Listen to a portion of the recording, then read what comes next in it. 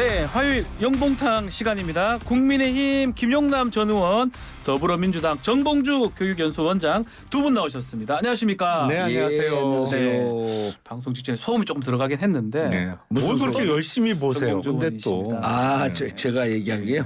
괜찮고요. 방송에 협조 좀 해주세요. 네, 알겠습니다. 오늘부터 라디오는 정말 중요한 날입니다. 오늘부터 청취율 조사를 하는데 좀 이게 이번에 뉴스킹 사실 지난번에 등위가 별로 안 좋았습니다. 아, 그래요? 예, 등수가 안 좋았고 두 분이 좀 우리 라디오 역할을 많이 해주시니까 그 등수가 안 나왔던 거는 용봉탕 하기 전 조사죠. 하기 전 조사입니다. 이제 영봉탕이 있기 때문에 등수가 좀 잘 나와야 되기 때문에 응원 메시지 우리 의원님부터 좀 부탁 좀 드리겠습니다. 자, 뉴스킹 박지훈 화이팅. 네. 1등 나오기를 기원합니다. 1등은 어렵고요. 예. 적당한 순위 안에만 들어가면 아이, 꿈을 크게 가져야죠. 1등까지는요. 정봉주 의원님도 좀 말씀 부탁드리겠습니다. 라디오 그 청취율 조사는 이렇게 옵니다. 전화가 와서 네. 어제 라디오 들으셨습니까? 이게 1단계 질문이에요. 네. 네, 들었습니다. 어느 방송인가요? 그러면 YTN 라디오 이렇게 얘기를 해야 됩니다. 예, 그게 좋습니다. 2단계 질문이고요. 좋습니다. 3단계 질문은 그러면 진행자는 누군가요? 예. 박지훈은 꼭 얘기해야지 이게 청취율에 잡힙니다. 정봉주 하면 큰일 납니다. 예, 그래서 요 세 단계이기 때문에 예. 라디오 청취율은 올라가기도 힘들고 예. 그런데 장점이 예. 한 번 올려놓으면 예. 떨어지질 않습니다. 그 여러분 박지훈 변호사 먹고 사는데 지장이 있는지 없는지 모르겠지만 네. 어째 많이 좀 지원 좀 해주시기 그렇죠. 바랍니다. 많은 분들이 봐주시는데 그게 좀 이렇게 표출이 되고 하기를 바라잖아요. 예. 용봉탕 인기가 너무 좋은데 또 순위로 좀 나왔으면 이게 하겠다. 들쭉날쭉하더라고. 예. 유튜브도 보니까 네. 우리가 좀 잘 싸우면은 한 40만도 가고 네. 덜 싸우면 한 10만에서 허덕이고. 네. 자, 02 전화로 옵니다. 뭐 6,000번으로 오기도 하고 3,000번으로 오기도 하니까. 전화번호는 확인이 돼 있나 보죠? 예, 6,000번 정도가 온다고 하니까요. 오. 네. 자, 오늘부터 좀 잘 좀 부탁드리고, 자, 오늘은 좀 잘 싸워주셔가지고, 자, 오늘은 좀 잘 싸우셔서 좀 많은 분들이 좀 봐주시기를 또 들어주시기를 바라겠습니다. 자, 먼저 김기현호 얘기 좀 하겠습니다. 바람 잘 날이 없는 것 같아요. 또 정강훈 목사 얘기를 두고 또 설전이 더 벌어진 것 같습니다. 홍준표 시장하고 지금 계속 얘기가 있어요. 홍준표 시장께서는 몸은 대구에 계신데 그 마음은 항상 서울을 향하고 있기 때문에 네. 뭐 전당대회면 전당대회 뭐 당대표 하여튼 중앙 정치에 대해서 매번 코멘트를 하시는 분이죠. 네. 근데 요번에 보기에는 조금 선을 넘었어요. 아, 손을 넘었다고 왜냐하면 보시는 지금 거군요. 당 지도부가 출범한 지 한 달이 채 안 됐는데 네. 뭐 비대위 못 가라는 법이 있냐 뭐 이런 그 멘트가 나와서 이거는 당 대표 입장에서는 아주 치명적인 거죠. 네. 근데 그 이해할 수 있는 측면도 있어요. 왜냐하면 홍준표 시장 개인의 경험에서 나온 얘기거든요. 왜냐면 2011년도에 그때 한나라당 당대표 하다가 본인 쫓겨난 택이잖아요. 총선을 앞두고 이제 지도부가 와야 네, 됐죠. 그러니까 예. 본인 경험도 있다 보니까 그런 얘기가 나왔는데 그 김기현 대표 입장에서는 분명히 선을 넘었다고 생각할 수밖에 없는 상황이기 때문에 네. 뭐 설전을 주고 받았습니다. 아, 자, 지금 김기현 대표는 그냥 지방 일이나 열심히 해라 그러고 홍준표 시장은 급기야는 비대위 전환 얘기까지 했거든요. 예. 어떤 의미로 받아들여야 됩니까? 그 내부의 속사정에 이제 뭐 국힘 의원들끼리 잘 알아서 하시겠지만 네. 근데 일단 이제 국힘은 좀 희망이 없는 정당 아니에요. 아, 그렇게 얘기 좀 하시면. 그러니까 이제 잘 알아서 할 가능성은 없다는 얘기고 예. 이제 뭐 우리 입장에서 이제 그렇게 바라고 있는 거죠. 네. 근데 이런 거죠. 지금 정당이 잘 되려면 몇 가지 요소들이 있습니다. 네. 일단 당 지도부가 뜨고 난 다음에 지금 이제 그 단일 지도 체제 아니에요? 네. 그럼에도 불구하고 최고위원들이 있습니다. 근데 최고위원들이 개파 무관하게 잘 협조해 줘야 돼요. 근데 최고위원 중에 김재원 최고위원이 사고를 또 몇 번 쳤잖아요. 네. 그리고 이것과 무관하게 그 당원들 그룹이 있고 이제 그거는 지금 논의가 안 되고 그다음에 홍준표쯤 그 시장쯤 되면 고문이거든요. 그렇죠. 고문들이 좀 잘해줘야 되는데 지금 민주당 고문들을 보면 원팀이다 하면서 격려를 자꾸 해준단 말이에요. 네. 근데 지금 여기 같은 경우 보면 고춧가루 뿌린 거거든. 아 지금 뭐 출범 얼마 됐다고 벌써 비대위 얘기해요. 이거는 민주당에서 할 얘기죠. 민주당 얘기인데. 그러면 민주당에서 국힘을 향해서 야 니네 이거 무너진다 비대위 가야 된다. 근데 자당의 고문격인 대선배가 이런 얘기를 한다. 그 본인은 그 지금 김영남 의원이 그 말씀했듯이 자꾸 이제 중앙에서 잊혀지지 않고 싶은 거죠. 그리고 이분이 악몽이 있어요. 경남도지사로 갔을 때 다시 중앙에 왔을 때 감을 잊었나? 이런 지적을 한번 받은 그 악몽이 있기 때문에 네. 자꾸 중앙정치에 관여하고 이제 대구는 경남보다 좀 가깝긴 하잖아요. 서울로 따지면 더 서울에. 가깝죠. 조금 더 그래서 가깝죠. 하는데 네. 이거는 지금 당한테는 완전 쥐약이죠. 하지 말아야 될 일이죠. 그러니까 조금 그는 좀 실수라고 보는 게 맞는 건가요? 전 실수는 아니고 의도된 바 아니겠어요. 이게 어떻게 실수라고 봅니까? 홍준표 시장의 장점 중에 하나가 네. 만약에 딴 사람이 이런 얘기를 했다면 파문도 일고 그냥 뭐 급기야 어떤 면에서는 나중에 뭐 유감 표명 내지는 사과까지 해야 될 정도로 이렇게 사태가 악화될 수 있는데 홍준표 시장의 장점이 그거예요. 네. 그냥 유야무야 넘어가요. 듣는 사람들도 그러려니 해요. 그러니까 뭐 어떤 얘기를 해도 크게 이렇게 파문이 일지는 않고 네. 또 한 말씀 하셨구나. 그리고 그러려니 하고 넘어가거든요. 혹시 홍준표 시장이 차기 국무총리 노린다는 얘기도 있던데 그거는 혹시 말이 맞을까요? 근데 그거는 그거는 웃으시면 안 돼요. 예. 그거는 글쎄 제가 보기에는 가능성이 그렇게 높아 보이지는 높진 않는데요. 않다, 높진 왜냐하면 않다. 예. 그거는 대통령과의 호흡이 가장 중요하잖아요. 그렇죠. 내각을 총괄하는 국무총리와 또 대통령. 근데 물론 취임 이후에 홍준표 대구시장이 윤석열 대통령과 각을 세우거나 그런 적은 한 번도 없습니다. 맞습니다. 예. 홍준표 시장이 또 그건 철저해요. 대통령에 대해서는 절대로 각을 세우지 않아요. 네. 그게 여당이든 야당이든 그거 하나는 철저해요. 근데 그렇다고 그러면 국무총리로서 아주 호흡을 잘 맞춰서 이렇게 긴밀하게 소통해 가면서 할 수 있는 관계냐? 글쎄요. 그거는 조금 의문이 드는데요. 있다. 저는 이번 그 보면서 김기현 당대표의 정치력에도 좀 문제가 있지 않나 싶은 생각이 드는 게 예. 도움을 받았잖아요. 대선 그 당대표 선거 때. 그러니까 그렇죠. 직간접적으로 도움 받았는데 이게 이제 대부분 정치인들은 언론을 통해서 메시지 정치를 하잖아요. 네. 그렇게 도움을 받았으면 좀 연락을 해서 감사하다는 말씀을 전하든지 아니면 뭐 차례도 한잔 하든지 또 거기 지방 갈 일이 있었잖아요. 그렇죠.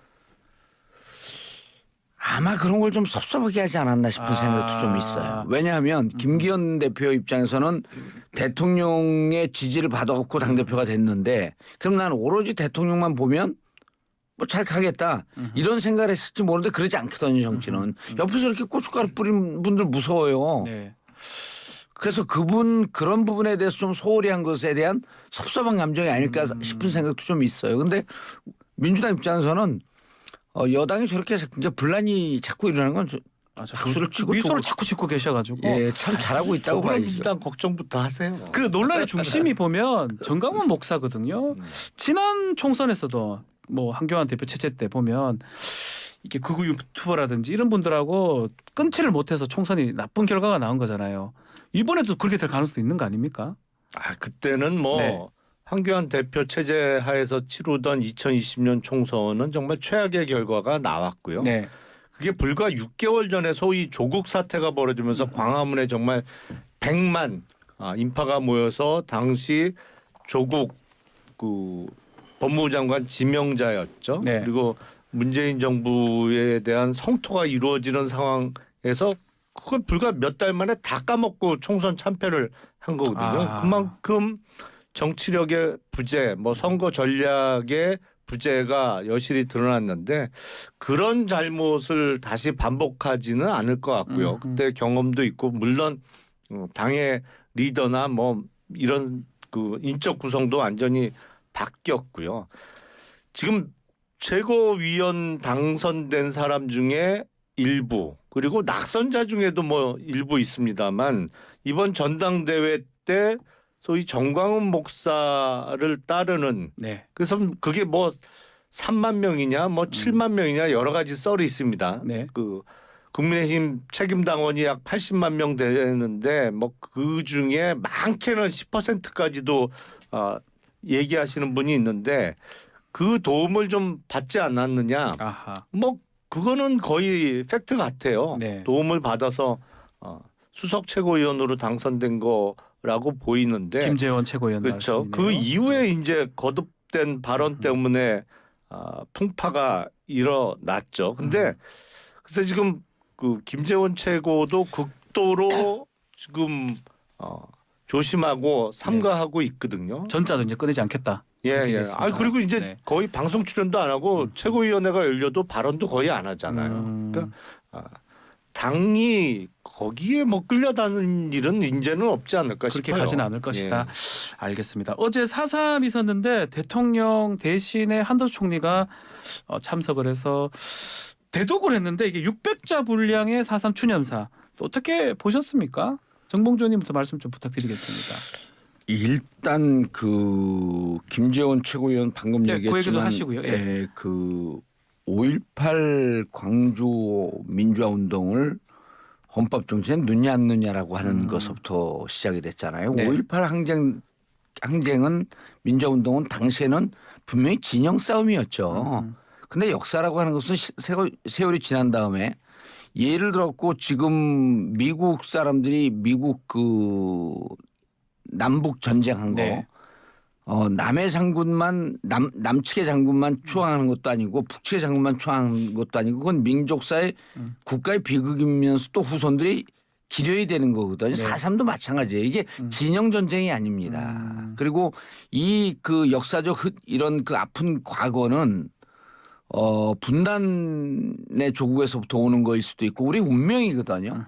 그럼 이거는 역대 대통령들이 그 어느 순간 이후서부터 이제 성격 규정이 되면서 다 갔잖아요. 네. 그러니까 전 불참한 거부터가 여러 가지 해석을 두는데 이것도 진영 전쟁으로 본 거 아니냐. 그리고 그렇게 인식을 합니다 국민들은. 그러니까 가서 그 뭐 추념사 이런 거 등등을 떠났고 일단 대도가 아니에요. 네. 대신 이런 거죠. 제주 도민들 그다음에 이 역사적 흔적을 앞으로 생각하는 사람들이 어떻게 봤을까요, 그거를. 그래서 저는 정치를 자꾸만 잘 못하는 방향으로 가고 있다.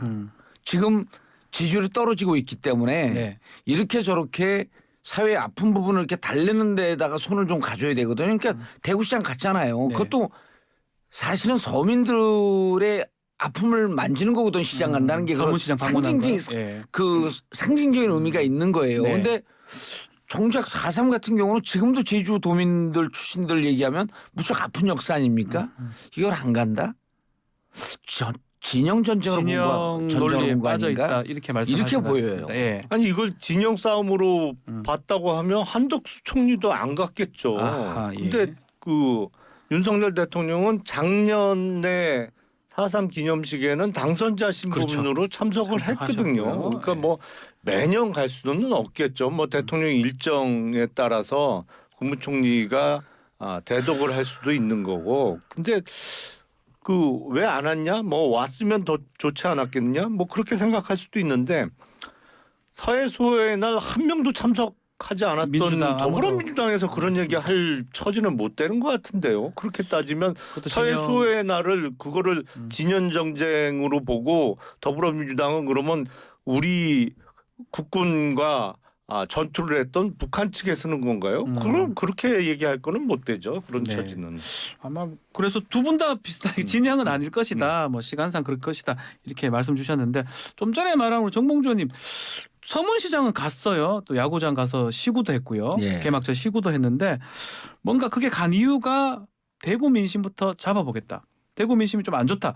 이런 의도가 있는 걸까요? 어쨌든 현장 행보는 그 대구 그 서문시장 그다음에 대구 시민들에게 보여주는 거지만은 현장 행보는 지지율이나 이런 당이 좀 위기에 있을 때 네. 그리고 대선 때도 비슷한 분위기거든요. 그래서 저는 지금 이제 두 가지 일들을 하고 있잖아요. 뭐 네. 독도는 우리 땅이라고 선언하는데 일본 가서 얘기 안 하다가 왜 여기 와갖고 우리 국민들한테 그걸 선언한지 이해도 잘 안 되는데 그래서 그 반일 감정을 다스리려고 좀 이렇게 달래려고 하는 측면이 하나 있고 네. 그다음에 이제 지금 경제가 지금 무척 어렵고 예. 살림살이가 어려워지고 있거든요.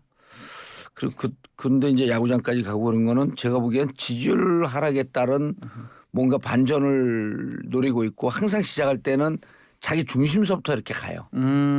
행보가. 대구가 이제 가장 예. 그런 중심이니까. 만약에 민주당 예. 같은 경우도 지지율이 떨어지게 호남에서. 되면 광주 아. 그 5.18 그 영영 그 묘역서부터 시작하는 뭐 네. 이제 이런 경향들이 있죠. 그래서 예, 예. 아마 뭐 다시 시작해 보겠다라고 하는 이런 심정으로 보입니다. 자, 그 대구가 뭐 좀 대구 가면 좀 올라갈까요? 지지율 그거 어떻게 보십니까? TK 지지율? 그래서 서문시장이 갖고 있는 상징성이 있죠. 그리고 대구에서 정치하시는 분들 보면 대부분 뭐 첫 일정이나 뭐 선거 운동의 시작을 서문시장에서 시작하는 경우가 많이 있는 것 같더라고요. 네네. 그러니까 지지율은 업앤다운이 항상 있죠. 그러니까 그 전에 광고 카피대로 사랑은 움직이는 거고 지지율도 움직이기 움직이는 때문에. 거다. 예. 근데 대통령이 어딜 안 가면 또 안 왔다고 난리치고 네. 어딜 가면 또 왜 거길 갔다가 또 해석을 가냐고 붙이고. 난리치고 예. 어느 장단에 춤을 추려는 거예요. 예. 도대체. 근데 민생 행보를 안 할 수는 없죠. 아하. 물론 이제 일정이 허락하는 한 뭐 대구도 가고 부산도 가고 광주도 가고 계속 방문을 하겠습니다만 네. 또 그게 다는 아니니까요. 또 대통령실에서 차분하게 앉아서 참모들하고 일을 해야 되는 것도 있으니까 여건이 허락하는 한 하셔야 된다. 지역 방문도 계속 이어지지 않을까 싶습니다. 네, 정봉주 의원님. 근데 이제 이게 단순히 민생 행보 이렇게만 볼 수 없는 게 지금 이제 지지율이 올라갈 때는 네. 당이 이제 당을 하다 보면 지지율이 올라갈 때는 올라가는 일만 생겨요. 예를 들어 내부 잡음이 잘 안 생기는데 아하. 지지율이 이렇게 떨어지게 되면 원인에 대해서 백가장명입니다. 각기 다른 얘기들을 해야 돼요. 아하. 우리 지지층을 결집시켜야 된다는 주장이 있는가 하면 중도층에 또 소구해야 된다는 주장이 있는가 하면 네. 그래서 제가 보기에는 명백하게 지금 어찌 보면 느닷없는 행보거든요. 네.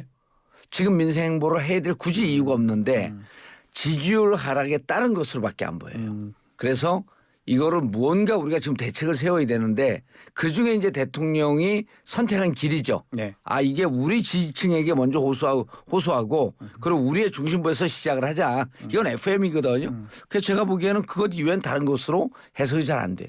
그 또 하나 지금 하는 게 독도 얘기를 지금 한다는 건데 유승민 전 의원 같은 경우는 이거를 왜 하느냐 대통령이면 절대 해서는 안 된다 이렇게 얘기하는데 그 부분 어떻게 보십니까? 선언하는 부분. 유승민 전 의원의 이야기는 반은 맞고 반은 틀립니다. 그렇습니까? 그러니까 네. 일단 맞는 부분은 그러니까 윤석열 대통령이 독도는 우리 땅이라는 것을 뭐 공식적으로 선언하는 선언하겠다라는 겁니다. 예. 언론에 대해서 그렇게 되면 일본 전략에 말리는 거다. 우리가 대통령이 그렇게 직접적인 선언을 하면 일본 쪽에서 다른 얘기를 할 거고 예. 그러면 이게 국제 분쟁 지역으로 규정이 되면서 결국엔 그 국제사법재판소 그렇죠. ICJ라고 예. 하죠. 글로 끌고 가려고 하는 게 일본 전략이기 때문에 일본 꽤 패에 말려드는 거다. 요 얘기는 맞아요. 그 부분은 그래서 맞는데 예. 그 국제 정서에 좀 어둡고 무지한 분들이 공주파 방송에서 독도는 우리 땅이라고 외쳐보라고 이런 좀 그 무식한 발언들을 가끔 하는 경우가 있죠. 네네. 근데 한번 해보기라도 해보세요 그럼. 그렇게 하면 안 되는 건 맞아요. 근데 그 전제가 틀렸어요. 유승민 의원의 그 이야기 중에는 아니 윤석열 대통령이 독도는 우리 땅 이렇게 선언을 한 게 아니잖아요. 제가 보기엔 대일 외교를 포함해서 외교 정책의 일반적인 원칙 그리고 이제 지난달에 한일 정상회담을 했고 이번 달에 한미 정상 또 그다음에 G7 참가가 이어지기 때문에 이런 일련의 외교 활동과 관련해서 앞으로 어떻게 하겠다는 거를 국민들께 설명드리는 자리를 마련할 할 수는 있겠습니다만 이거를 그야말로 직접적인 워딩으로 해서 아니 윤석열 대통령이 독도는 우리 땅이라고 하면 그렇게 당연한 얘기는 할 필요가 없는 거거든요. 일본 측에서 그러면 반대되는 얘기를 해요. 네. 거기는 뭐 독도를 다케시마라고 부르니까 그렇죠. 다케시마는 일본 땅이야. 그러면 이제 이게 외국에서 보면 국제사회에서 보면 한국과 일본을 두고 이 영토 분쟁이 있구나. 네. 이게 부각되면서 이제 결국엔 그거를 ICJ로 끌고 가겠다는 게 일본의 전략인데 윤석열 대통령이 그런 어떤 이벤트를 한 적이 없잖아요. 그러니까 만에 하나 저는 뭐 그렇게 될 리가 없다라고 생각을 합니다만 네. 그런 게 나오면 그걸 지적하는 거는 일리가 있겠습니다만 언론이 뭐랄까 조금 자극적인 타이틀을 뽑아서 네. 한 얘기를 아니 대통령이 외교 원칙에 대해서 정책에 대해서 설명하는 건 얼마든지 할 수 있잖아요. 왜 앞서가서 하지도 않은 일을 있지도 않았던 일을 갖고 마치 잘못이 있는 것처럼 지적하는 거는 옳지 않다. 예컨대 예전에 MB 전 대통령 같은 경우는 독도를 실제로 갔던 적이 있잖아요. 그때가 정권 후반기고 예. 제 기억에 아마 2011년도인가 맞습니다. 뭐 그쯤 되는데 지지율 떨어지고 그래서 했죠. 근데 제가 누차 말씀드립니다만 너무나 당연한 얘기는 공개적으로 강조할 이유가 없는 거예요. 그거는. 네, 정봉주 의원님 독도 선언한다, 우리 땅 네. 선언한다 그 부분 말씀 부탁드리겠습니다. 불필요한 행위를 하는 거죠. 왜냐하면 독도 때문에 독도 문제하고 지금 대일 문제 때문에 국민들 감정이 지금 폭발하고 있는 거거든요. 네, 그럼 뭐를 해줘야 되냐면 3월 6일 날 대법원 판결을 뒤집고 제3자 대위변제 강제 동원 문제 네, 이게 제대로 되지 않았다라고 하는 국민 여론이 지금 70%가 넘잖아요. 그 이 부분에 대한 대책을 먼저 세워야 되고요. 네, 그다음에 3월 15일 요미우리 언론 인터뷰 3월 16, 17일 날 정말 독도 문제에 대해서 아무 얘기가 없었냐. 방사능 그 오염수 유출 문제에 대해서도 없었냐. 그러니까 이런 부분에 대해서 국민들이 감정이 폭발한 거지. 그러니까 일본에 와서는 한마디 말도 못하고 결국 그러다 보면 독도까지 일본 영유권이라고 주장하는 초등학교 교과서 이거 이미 그 3월 초에 발표하고요. 예, 이미 지난해 그 보도에 따르면 8월 9월서부터 이미 다 그 보도가 나왔다는 거거든요. 예. 그런 거에 대해서 아무 말도 안 하고 있다가 여기 국내에서 독도는 우리 땅이라고 하는 대원칙을 천명하는 게 그건 동쪽에서 했던다는 얘기랑 똑같은 거예요. 그건 뭐 하려고 얘기하죠? 그래서 지금 정작 문제가 있는 부분을 잘 못 보고 있는 것 같다. 그러니까 강제 동원서부터 시작한 자충수였었단 말이에요. 스스로 발목을 찍는 행위였었거든요. 그리고 일본 3월 16일 17일 날 지금쯤 국민들 여론을 잠재우기 위해서 우리 정말 일본이 저기 거짓 보도하는 겁니다. 네. 라고 하면서 3월 16일 17일 날 그 부분에 대해서 전체를 다 공개할 수 없다고 한다면 대통령이 바로 공개해야죠. 뭐 못하고 있잖아요. 그러면서 뭐 독도는 우리 땅이라고 동쪽으로 했든다고 하면 뭐 해가 뭐 더 두 개가 됩니까 벼랑간에?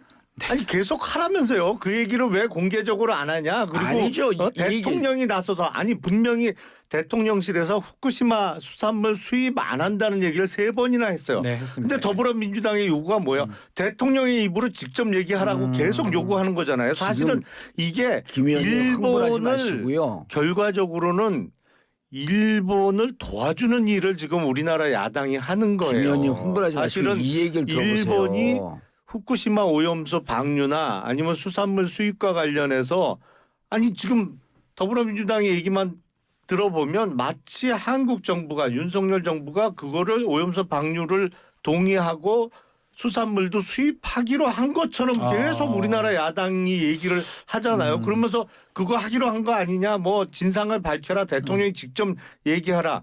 만약에 일본이 적국이라면 이거는 완벽한 이적 행위입니다. 이적 행위다. 예.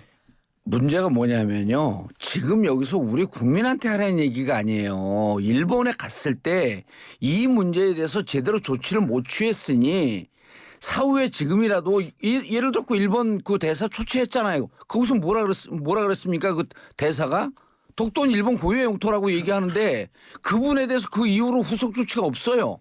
그래서 우리가 지금 지적하는 거는 국내용으로 하지 말라는 거예요. 지금 국힘에서 하는 건 국내용으로 와갖고 독도 그 지금 방사선 오염수 방류 안 합니다. 그거 우리가 반대했습니다. 이렇게 우리 국민한테 할 것이 아니고 일본은 수산물 수입해달라고 요청했다고 얘기하잖아요.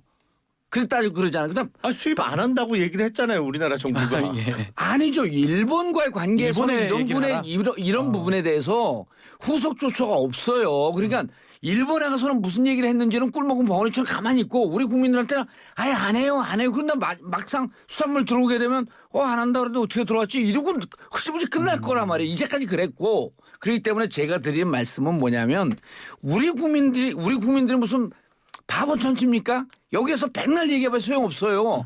일본에 대해서 적절한 조치를 취하고 초등학교 교과서 슬그머니 넘어가지 마세요. 그 부분에 대해서 이미 초등학교 교과서에 일본의 고유 영토라고 했는데 다케시마는 우리 영토라는 표현이 나왔는데 고유 영토라고 하는 게 역사상 처음 나온 표현이에요.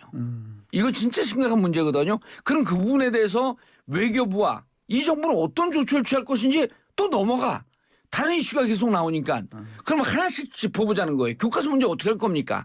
그냥 방사선 그러면은 야 니네 교과서 개정하기 전까지는 우리 한일 관계 풀려고 그랬는데 너네 안 되겠어. 너네 정신 못 차려. 40년 동안 그랬고 지금도 또 그래. 이런 조처를 또 취하지 않고 우리 국민들을 향해서 맨날 이거 국민들이 아유 왜 우리들 더러 그럽니까? 일본에다 대고 하세요. 얘기를 하는 거예요. 아니 네. 후쿠시마 수산물을 수입 안 한다고 공식적으로 얘기를 하는데 무슨 추가 조치가 또 있어요. 안 한다는데. 알겠습니다. 아니 그리고 네. 일본 대사를 초청했으면 되지. 그러면 뭐 어떡하자고요. 그러면 더 이상 아니 대안도 없어요. 보면 참 답 안 나오는 게 박근혜 정부 때 이루어진 위안부 관련 합의를 문재인 정부 들어서 갖고 무효화시켰잖아요. 네. 그러고 나서 무슨 후속 조치를 했어요? 문재인 정부가 아니, 아무것도 안 교과서- 하고 방치했지. 사실 교과서 아주 문제 무책임하게 어떻게 하실 5년 거예요? 내내 시간만 소비하고 일본과의 관계는 더욱 멀어지면서 사실은 일본과의 관계가 멀어지면요. 뭐 어떤 문제가 있냐면 일본이 지난 민주당이 집권하던 5년 동안 뭘 했냐면 계속 미국을 상대로 외교를 펼쳤습니다. 예. 그러면서 우리하고 일본이 멀어지면서 우리하고 미국과의 관계도 계속 멀어지도록 했어요. 왜냐하면 그때 일본이 지속적으로 미국 정부를 상대로 설득한 게 남한 정부가 저 중국 쪽으로 너무 기울어진다. 중국과 가까워지고 우리 일본이나 미국과는 멀어지고 있다는 설득을 미국에게 계속했거든요. 근데 네. 문제가 뭐냐면 또 그게 일정 부분 또 먹혔어요. 그래서 지금 한미일 이번 주에 지금 합동 연합 훈련을 하고 있죠. 네. 해상 훈련을 하고 있는데 이거를 어떻게든 다시 땡겨 오는 작업들을 하고 있는 것이거든요. 그게 꼭 우리가 일본한테 잘 보이려고 그거 아니에요. 사실은 현실적인 안보 전선이 우리, 미국, 일본 그리고 북한, 중국, 러시아 이렇게 형성이 이미 되어 있거든요. 자, 지금 네. 이제 그 중국도 그렇고 일본도 그렇고 이 그 국제관계 외교관계에서 제일 위험한 게 뭐냐면 기정사실화 전략이에요. 중국도 필리핀 근처 갖고 그 조업을 하는데 민간인들이 가서 조업을 합니다. 그 민간인들이요 다 퇴역군이 해군 군인들이에요. 네. 그 민간인을 위장해 가서 하고 그리고 거기서 분쟁이 있으면 거기를 들어갑니다. 중국 그 해군이. 그리고 우리 어선과 분쟁이 있었기 때문에 우리가 여기 왔다 그러면서 그다음부터 거기가 자기들 해역이 돼버려요. 네. 이게 기정사실화 전략인데 자꾸 일본도 이런 국제관계에서 다 이릅니다. 독도 그 자기들 땅이라고 지금 교과서에 명시가 되어 있거든요. 네. 좀 이따가 뭐라 그러냐면 야 우리 이렇게 명시되었는데 너는 가만히 있지 않았어. 그래서 기정사실화 시키는 이 전략에 대해서 독도 그 초등학교 교과서 발간이 됐거든요. 발간된 걸 어떻게 하라 그러냐. 이러면 진짜 이 정부는 대책 없는 정부예요. 발간된 거에 대해서 일본 정부에 외교적으로 어떻게 하냐고 그 교과서를 어떻게 하겠다는 답변을 듣지 않으면 일본과의 관계에서 한 발도 나가면 안 됩니다. 이러면 뭐 북한이 우리한테 미사일 쏩니까?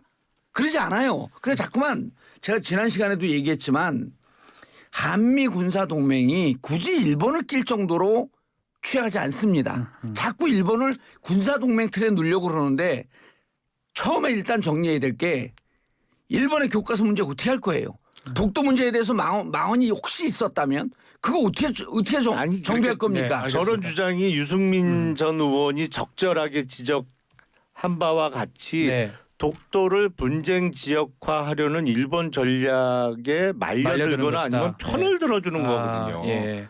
그 정말 그 그럼 그냥 뭐랄까요? 놔두세요. 독도가 무지의 소치예요. 아니 그러니까 독도가 일본 땅이라고 명시한 거 그냥 놔두시라니까요. 놔두시고 그리고 총선에서 참패하고 정권 뺏기고 그래 아니 보세요. 근데 참 이해가 안 되는 게 네? 네. 보면 일련의 더불어민주당의 주장 내지는 행동을 보면 계속 일본에게 유리해지는 상황을 만들어주고 있어요. 계속. 아니 그럼 제가 하나만 좀 이해가 여쭤볼게요. 안 하나만 돼요. 그럼 독도가 그 일본 고유의 영토라고 하는 그 교과서가 나온 거 그냥 놔둬야 된다는 얘기죠? 아니 그래서 일본 대사 항의를 초청했잖아요. 했죠. 예. 아니 교과서는 그대로 나와갖고 지금 초등학교 학생들이 그걸 배운다니까요. 침략 전쟁이 없었고 우리 일본은 잠시 주둔했을 뿐이다. 이걸 배우고 있다니까요. 그러니까 일본 대사를 초청해서 항의를 한 것이고 예. 지금 아니 그럼 정 의원님이 일본 가서 그 화이트로 다 지우고 바꿔주세요. 하나 그거 보세요. 한번 그러면 이런 말씀이 나가니까 국힘은 친일 정당이라고 하는 때를 못 벗는 거예요. 아니 그러니까 정말 억진 게 지금 일본을 계속 도와주고 있는 더불어민주당이 사실 일본의 전략에 계속 말려들면서 도와주고 잠깐만요. 있는 행위를 하고 잠깐만요. 있는 진짜 정리 좀 잠깐만요. 해주셔야 정리할게요. 네, 정리하겠습니다. 그런 얘기를 하니까 어이가 독도는 없어요. 일본 고유 영토라고 하는 교과서를 지적을 하라고 그랬더니 이것은 일본을 도와주는 행위다. 이 얘기를 하고 계시는 거니까 독도는 일본 고유의 영토라고 하는 교과서 그냥 놔둬야 된다 이런 얘기신 거죠? 아니 일본 대사 불러서 초청하고 아니 그러니까 항의했잖아요. 교과서는 그렇게 가르치고 있다니까요. 알겠습니다. 그러니까 정말 답답한 소리를 계속 하시네. 아니 그러니까 일본이 그렇게 한 거에 대해서 응징적 조처가 없잖아요. 그러니까 일본이 자꾸 이렇게 뭐 나온다니까요. 어떡하자고요? 그러면 뭐 전쟁이라도 하자고. 아니죠. 무슨 응징을 말씀하세요? 일본하고 국교를 왜 지금 빨리 그렇게 풀어야 돼요? 알겠습니다. 우리한테 네. 이익되는 게 하나도 없는데? 아니 국교를 단절하자는 말씀을 아니죠. 하시는 거예요? 지금? 아니죠. 지금 정상화 얘기를 하는 것 문재인 같습니다. 대통령 5년 때처럼 일본이 함부로 할 수 없는 상황을 만들어놨잖아요. 그걸 왜 지금 다시 일본에 아유, 알겠습니다. 문재인 정부 일본에 5년 국정적으로 동안의 가냐고요. 대일 외교는 정말 처참합니다. 그러니까 우리는 처참해. 일본의 막내 동생이다 이렇게 선언해요. 정리를 그냥. 좀 이제 해야 될 것 같습니다. 자, 뭐 후쿠시마 또 독도 얘기를 하다가 독도 우리 땅 이 부분에 대해서 뭐 의견이 조금 다른 것 같은데 일단 뭐 비슷한 얘기가 오갔기 때문에 이 정도로 마무리를 좀 해야 될 것 같습니다. 그 국힘 당원 당규에 독도는 일본 땅이라고 아유 보여야 또 될 그런 것 얘기 같아요. 하지 마시고요. 알겠습니다. 자 오늘 정치형 봉탕 또 뜨거운 토론 감사합니다. 김용남, 정봉주 벌써 전 의원 끝났어요? 마치겠습니다. 민주당 시간- 얘기를 좀 했어야 시간 되는데. 지났어요. 예, 시간 지금. 지났습니다. 자, 민주당 두 분 얘기를 했어야 관심 되는데. 없어요 민주당. 감사합니다. 예, 감사합니다. 고맙습니다.